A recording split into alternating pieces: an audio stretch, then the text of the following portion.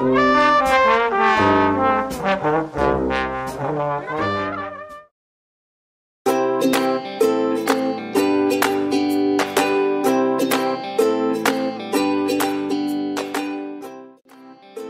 zaman dahulu, kimia terbagi menjadi beberapa kumpulan cabang yang terdefinisi dengan baik.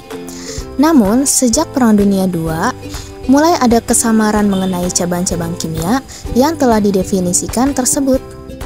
Kimia analitik itu apa sih?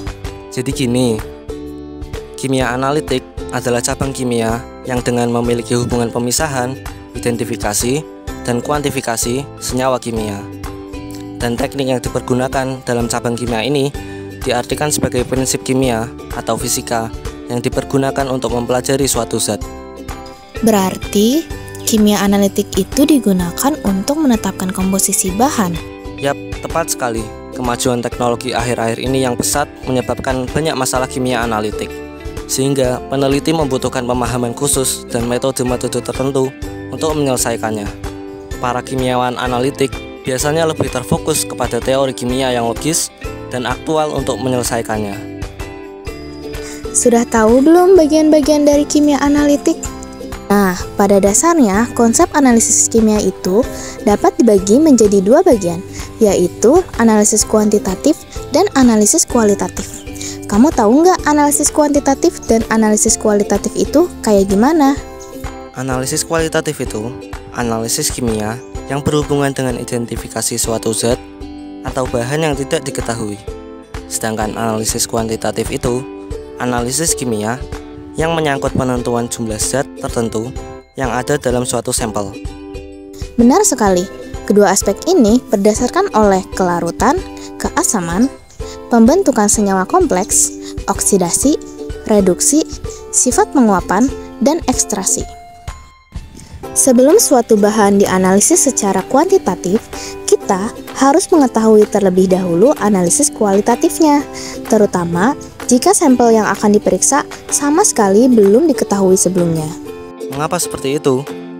Karena hasil dari analisis kualitatif diperoleh indikasi kasar dari komponen suatu zat, seperti adanya endapan, warna, gas, maupun data non-numerik lainnya.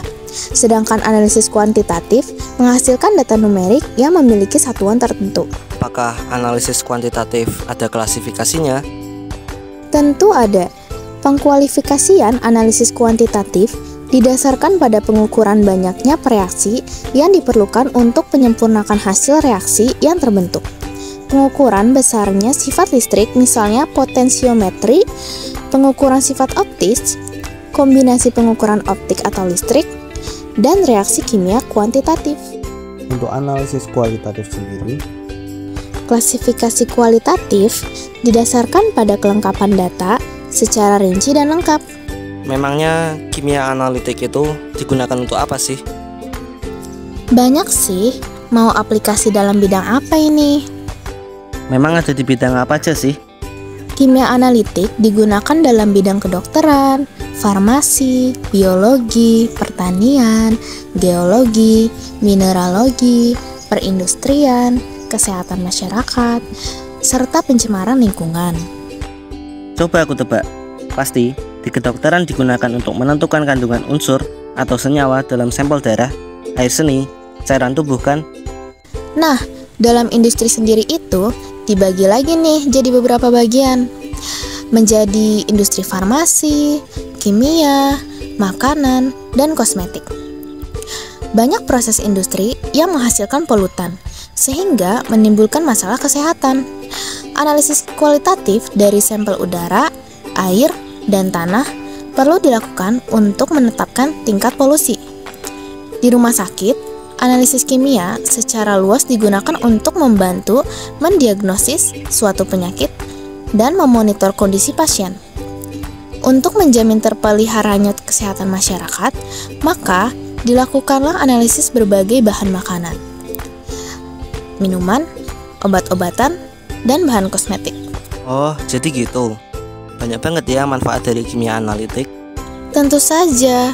Oleh karena itu, kita harus semangat mempelajari materi ini karena banyak sekali manfaatnya.